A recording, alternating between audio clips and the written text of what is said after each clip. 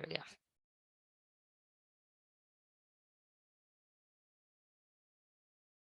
Well, thank you for folks who joined today.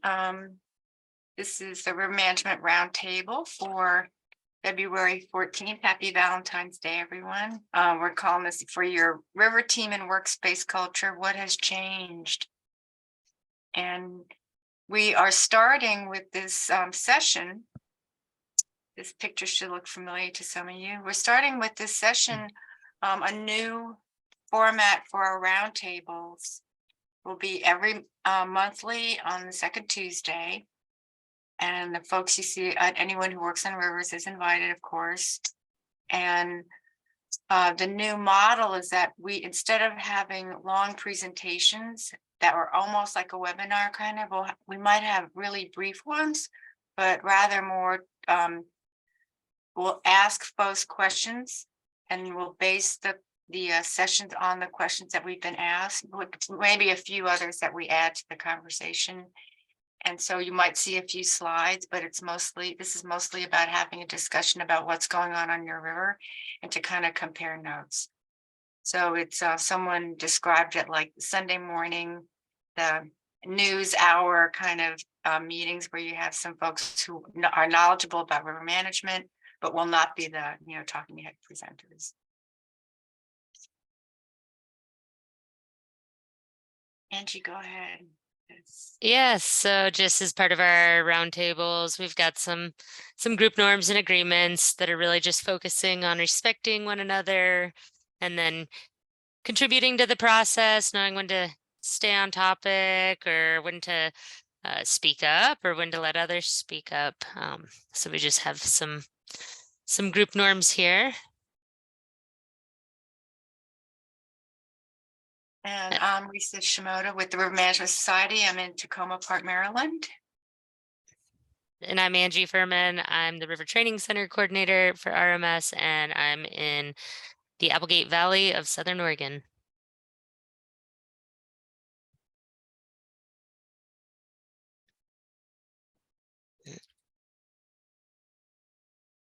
So, we asked a couple of questions in the sign-up sheet. What your general thoughts or questions about everyone who works on rivers and others, our recently energized efforts to create diverse, welcoming workspaces. This has never been an unimportant topic, but since a couple of years ago, notably, the George Foreman, sorry, the Black Lives Matter movement began, this became an important topic for everyone who works in any kind of workplaces. So I have a few folks responses, and so these might look familiar, but I just thought there's 4 of them all together, Angie, just toggle through them. These are some of the things that seem to be on folks' minds. How have others overcome the lack of diversity perceived barrier based on the demographics of their operation? Has anyone used census data to better understand or pursue realistic goals, DEI goals? How do you look for individuals' interest in pursuing river work? And how do you establish trust in a new community from which you seek to invite participants, interns, colleagues, organizational partners? So if you're a manager, which I'm guessing you guys are, these ideas came from our members or folks who were signing up for this, and really we thought it'd just be a good thought starter. Pick any of those questions. Do any come to mind that are ones where you have seen success, or you're working on, or been kind of troublesome, or we know what we want to do but can't get there? Any thoughts, please? So Patrick, Ed, Ruby, we can share a little bit from our experience as well.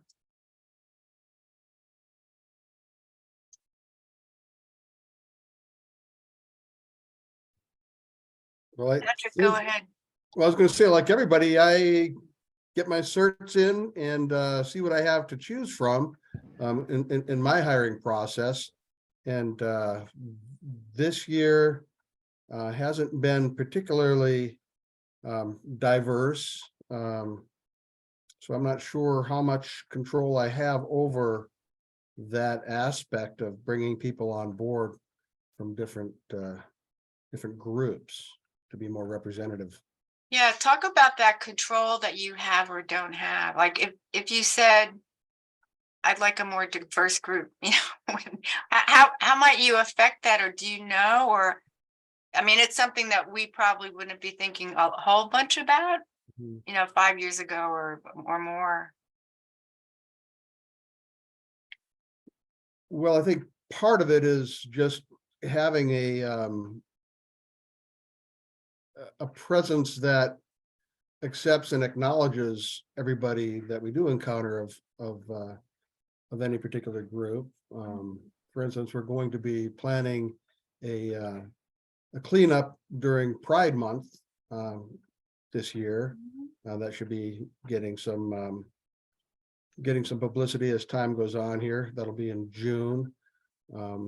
But as far as actively trying to find underrepresented folks to work in our river program, I'm open. I'm all ears. I don't know how necessarily we could help promote that specifically. All Does right. anybody else have any ideas? Yeah, Ed. Hey, Ruby or Ed. Any ideas or Hi. any thoughts on these other questions? Can you hear me? Mhm. Okay. I guess I'm kind of running into the same issues here, but I think the biggest thing, as somebody who came from seeing a lack of diversity and I actively work to change these things as a Latina, I think it's having the staff at higher levels also reflect the people that you want to bring on. And, when we're talking about establishing trust in new communities, my experiences with Latinos, and it's like if you don't have the staff that's bilingual and can communicate with them in the language that they understand and in a way that they understand, then you're not really going to establish that trust. And I think it's also just acknowledging that there is a need for underrepresented groups in, public land management or river management, and finding different avenues. Like I know the Park Service does. So like our certs, when we talk about diversity, you could put up bilingual certs where the skill that you're looking for are Spanish speakers. So then the pool that you're getting is a more diverse pool versus like a general population. That's just one of the ways that I've seen hiring managers expand on diversity in the workplace. But I think, it's a big issue, and it kind of starts from the top down.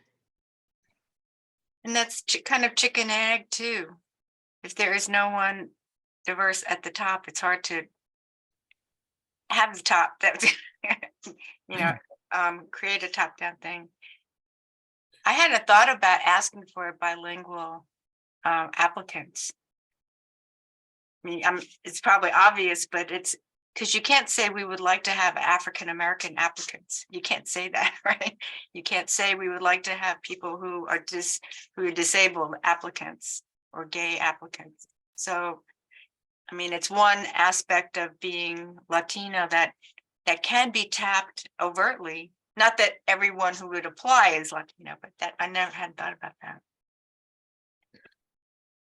Ed, what's your thoughts? Oh gosh, I have lots of thoughts, and one of the, I've shared this with you in the past, Risa, with some other groups, and I think Angie's heard this, but I've got the Indian card, but when people see me, I'm a 65-year-old white male, bald headed, but I wish they could read me. I wish that I could speak Spanish.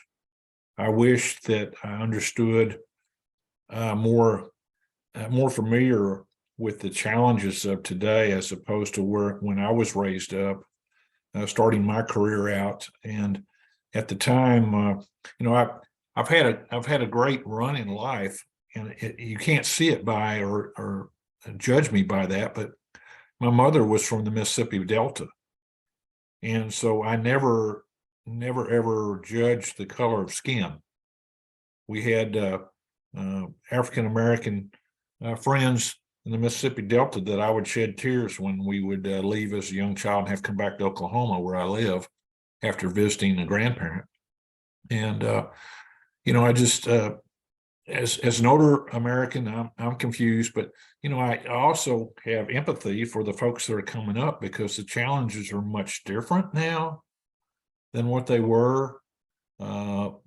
Particularly the way that we communicate these days.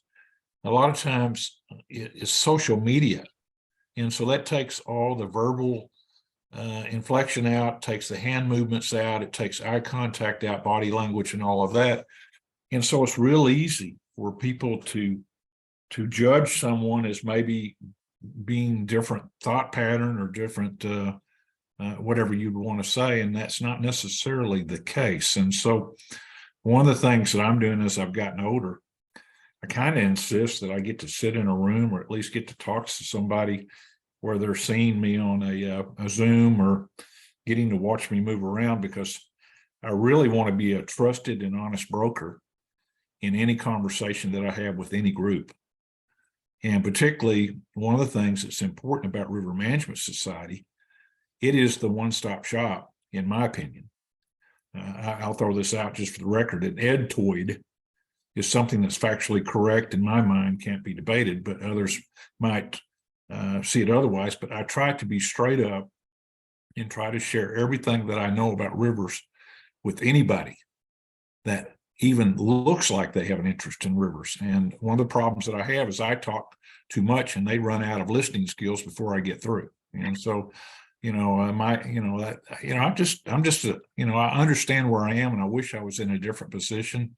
I wish I was 30 years old again, where I could throw that boat on the river like you did when we were out at the board meeting, and just zip zap up and down the current and be just, all things to all people like you are. So, Well, and you and I have talked about, what you went through with your father during World War II. Everybody has a story. And the one thing that's important is that we don't judge anybody on the way they sound, the way they look, what they do, so forth. We judge them on their works. We judge them on their passion. And in this particular case, it's all of us are together trying to push forward in these days when everybody's after the robust economy and some other things to ensure that we take care of our water, we take care of our rivers. And so that's kind of where I am. Have you so like looking back at this general question, has anything changed in how you approach the importance of diversity in the last, say, 2 years? Let's give this. Oh gosh, I treat everybody the same. When somebody comes, you and your other people in your workplaces, has anything changed in your environment, in your office? Oh yes, it has changed a lot. Let's go there. Okay. Let's talk about that. So what's happened in the corporate office now that the Scenic Rivers Commission is part of a bigger organization? We talk diversity, we talk all the things we're talking about here today. But when you're among that 400 or 500 people that make up that organization now, there isn't that ebb and flow communication that I was accustomed to having when I was in a smaller agency and where everybody knew everybody. In a bigger organization where not everybody knows everybody's job position or by their name. Some people don't even know my name. Some don't, it just, you put up a little bit of a defensive posture there until you get to a comfort level and an understanding of who they are from my standpoint. For some other folks, thanks, Ed. For some other folks, welcome, John. Has anybody seen, or have you guys seen much or not much change over the past couple of years? There's nobody on the planet or in the country who has not heard, DEI is important, or this initiative towards those goals are important. But so what's happened? I mean, that's sort of what we're. Well, the one thing I will say real quickly is my organization that I'm now a part of is focused on these same challenges that we're talking about here today. And they're having ongoing training. They're having ongoing opportunities to learn, webinars, in-person meetings, being able to do work away from the workplace in linked training opportunities and so forth. So I would say that my particular agency is embraced all of this. And again, going back to myself, I'm, being an older person, I'm trying to catch up now. I was living in a different world, and now I'm having to stop and retool myself, because the last thing in the world that I want to do as an older American, older citizen, is to get in the way of those that are coming behind me. Because as you've heard me say, Risa, my job every day has been striving to try to put back more on the wood pile than what I used, to benefit those that are in this generation, but also particularly those that come after me. Mhm. Thanks. Anybody else want to share? John, we're just talking about these are some of the questions that were posed by folks who signed up, and just sharing if what's changed or what approaches. And Patrick shared that there's only so much he can do when those he gets to work with seasonally are recruited by not him, by someone else. So Yeah. There's only so much he could do, proactively and directly to determine who is going to, be your seasonal staff. Any other thoughts? We can go on to the next question.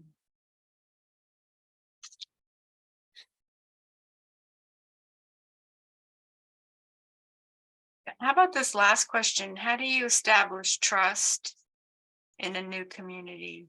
Because this might be not just people that you hire, but partners that you want to work with, from which you seek. So you're interested in reaching out and you don't know them, whoever them is. How do you establish trust so that they view you as welcoming and not view you as creating or reinforcing tokenism, which happens? You want to, any thoughts there? It's tough. Okay, I guess we could go on to the next. Any thoughts, Angie? And we can go on to the next slide. I can go to the next slide. Okay. This is sort of like the other one, but what have you done, or what kinds of things? And this could be also on a personal level, because we're pursuing diversity not just at work, but in our communities, in our neighborhoods, in our churches.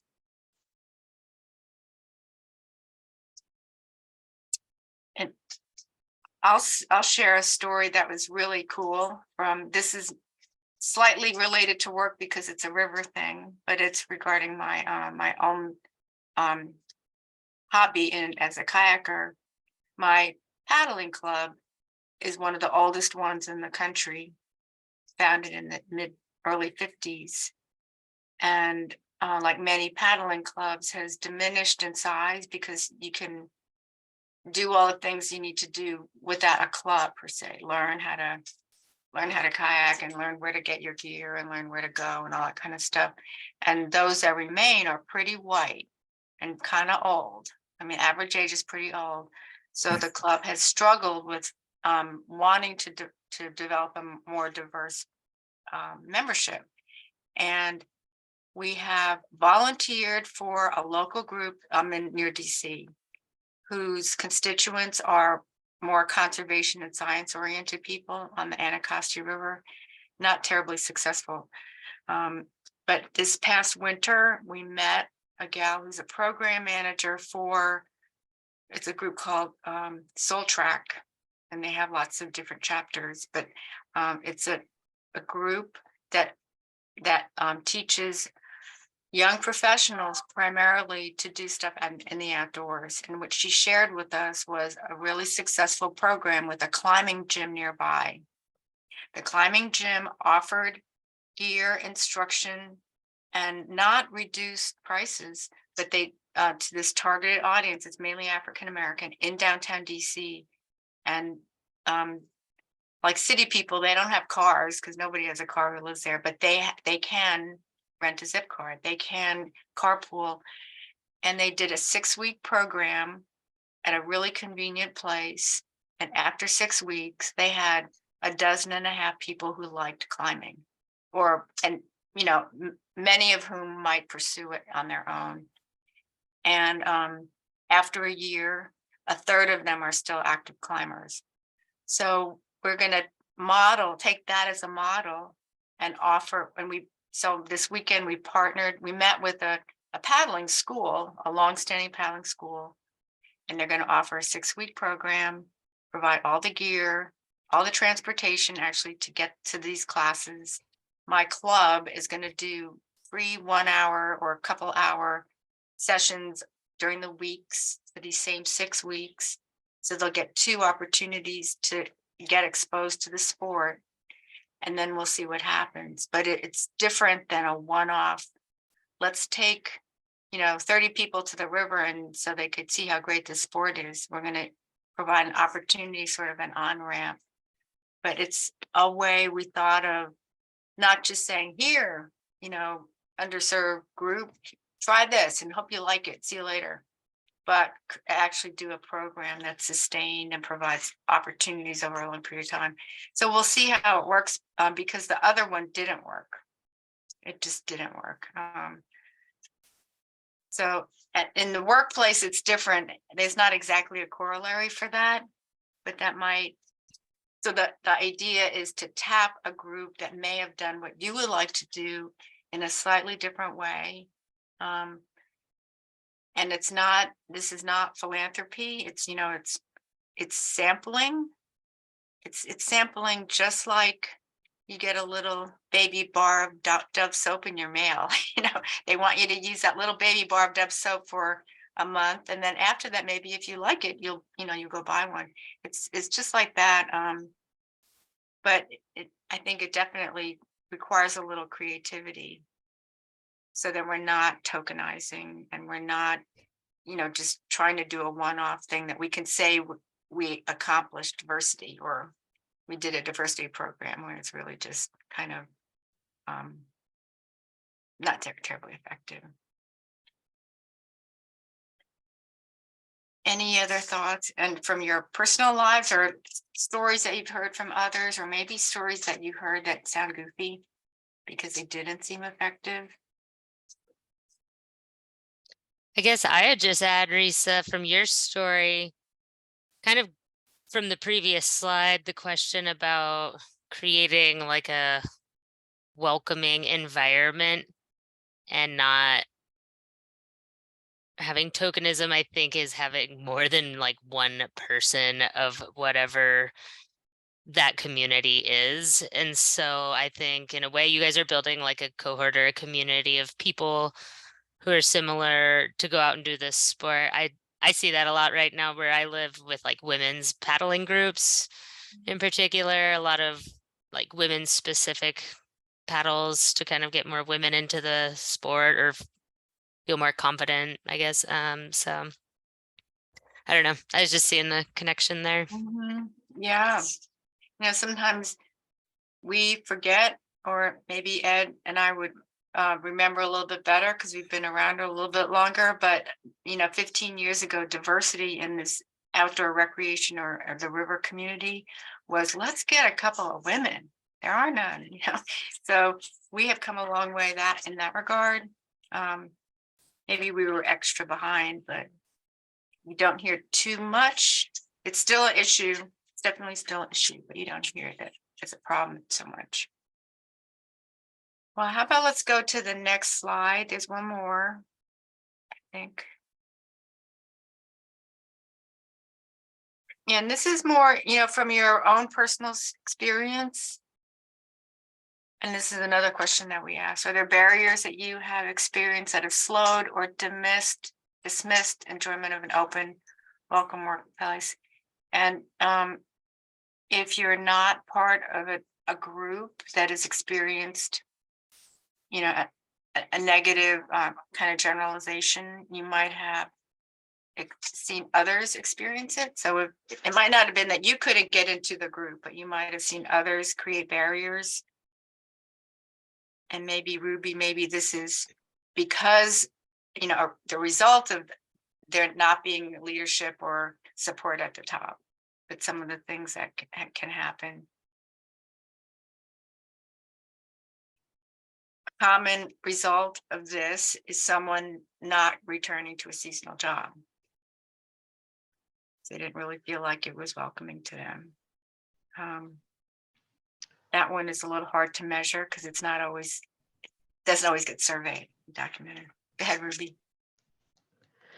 I guess for me that I've worked at several parks and now I'm working for a forest. I have experienced where I think leadership often talks about increasing diversity, but they're not actively engaged in that, in that metric. They expect others to do it for them versus actually like as an example, if there's an established Latino Conservation Week, if the folks at the top aren't encouraging others to engage in these kind of events and learn about them, and kind of puts all of that weight on your employees who are people of color, I think that just shows to me personally that it's just kind of like virtue signaling. It's just a talking point almost. Sometimes I think that's where a little bit of the disconnect that I see is that diversity is often a talking point versus actual actions from our leaders up above. And that's, yeah, I think things are changing, but you got to keep pushing. Got to keep pushing. I think this is something like a tipping point thing. It'll be really, really hard for a while. And then I met a friend, was a fellow who, maybe this is a common tipping point thing, but it's a friend he designed the first ocean kayak. He started a company, Ocean Kayak, and he said it's like a 19% thing. It's like a 19 or 20% thing. And he firmly believed in any population, if there were that many people who tried and embraced anything, wearing sneakers or, parting your hair a certain way, or, whatever, you get to a certain point, and then it seems like everyone is doing it. And then it seems not weird. And then it seems okay. So your higher level person might not, aggressively pursue a certain type of person, but when then 20% of the people are like that, I got to catch up. All the other companies are like that, or all the other agencies around me are like that. So we got to step up our game. That's not a great way to go, but it's sort of an effect that I think, and will just take as long as, to get to some point. I don't know if that's a magic percentage or not. Any other comments or thoughts about examples of where you've seen or been impacted by, maybe it's a colleague who celebrated something or was particularly not happy with something because of a workplace environment thing?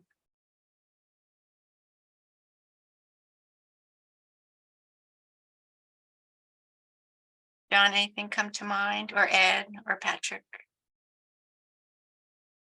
I'd love to hear from you. This is a time for you to share.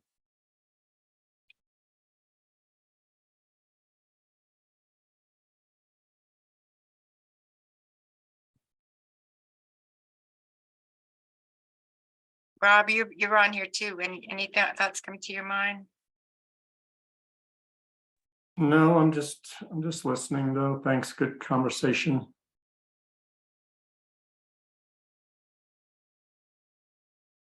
Hello, Rob. Yeah, How are you? good, thanks. See you soon. Doing good. Risa, one thing I would probably say on that subject is those of us who've been in river management for a long time have learned how to respect people that are on rivers and how to talk to them.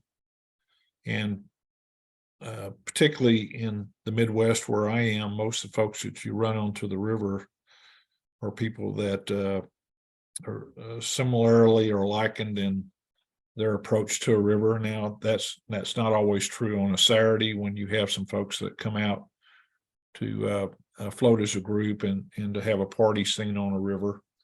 That may not necessarily hold true, but in my walk, as I've gone through my career, the people that I'm running into on rivers today really seem to have a passion for the river and the environment, and that's why they're enjoying it.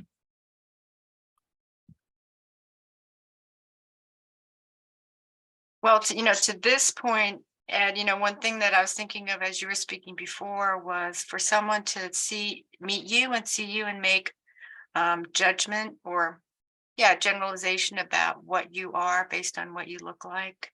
To me, that's this. If you feel unwelcome or not able to take a leadership role in a conversation about the Cherokee Nation, even though you are a card-carrying person, that's like the flip side of things, and it's not the same, or the impact might not be the same, like on your as a professional, but it's as bad, I think, but I don't know.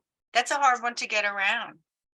Well, So- it is, but one of the things that I've said this so many times is rivers are the life soul of the human being. When you get out on a river and you're on river time, and it doesn't matter who's with you, all of us kind of morph into the same type of thought patterns. And actually being on a river actually lends itself to making people open up and talk and share what they've done and help explain to others that might not understand what a particular species of bird is, or I go into all different directions here, but I just being in river management for 40 years roughly now, when I look back over my career, to get paid for something that I love to do and the thousands of people that I've interacted with that have helped make me successful, I didn't do this on my own. Someone like yourself and Rob and others have taken pause along my career to help me. And it hasn't been people who are just like me. It's been all over the place.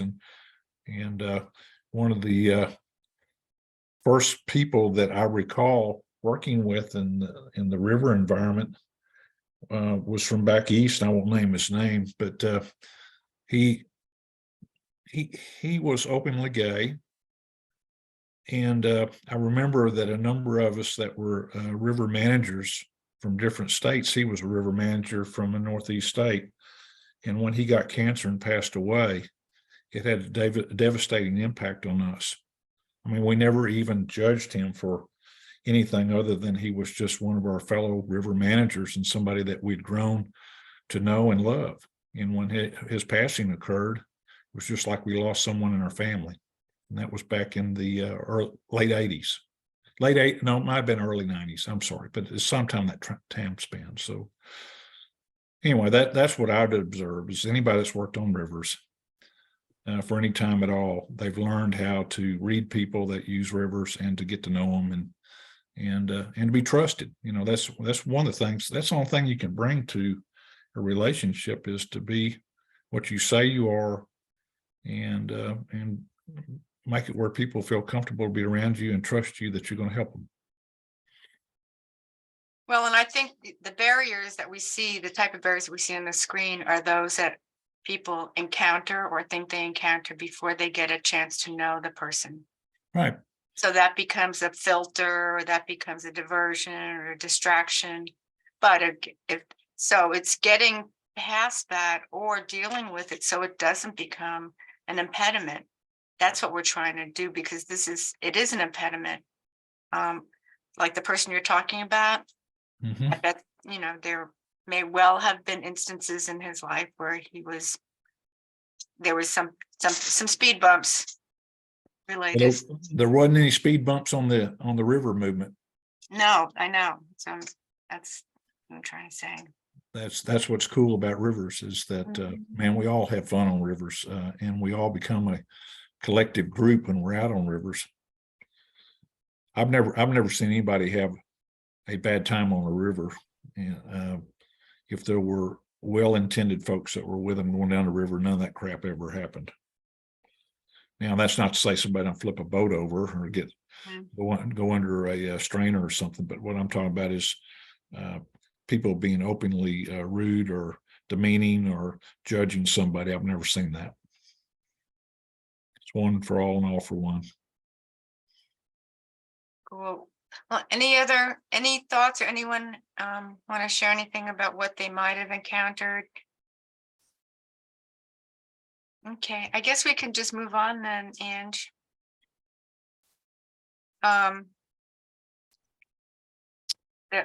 You want to just describe what you've done with other? Yeah, so we've been recording and posting all of these roundtables to our YouTube channel. This is a newer channel since probably the beginning of this year, so I encourage you to check it out. I've gone through and posted like our last couple years worth of videos. It's really searchable and easy to find different videos now. So I encourage you to check that out, and I'm going to put a link here in the chat. But you could just YouTube River Management Society and find it easily as well. And then also, these are some upcoming events that we've got going on. We've got our River Management Symposium coming up in San Antonio at the end of the month. We've got a lot of great sessions planned and meetups, field trips, all sorts of stuff. So I encourage you to check that out if you're not already come in. And then Risa, did you want to talk about our March? Yeah, sure.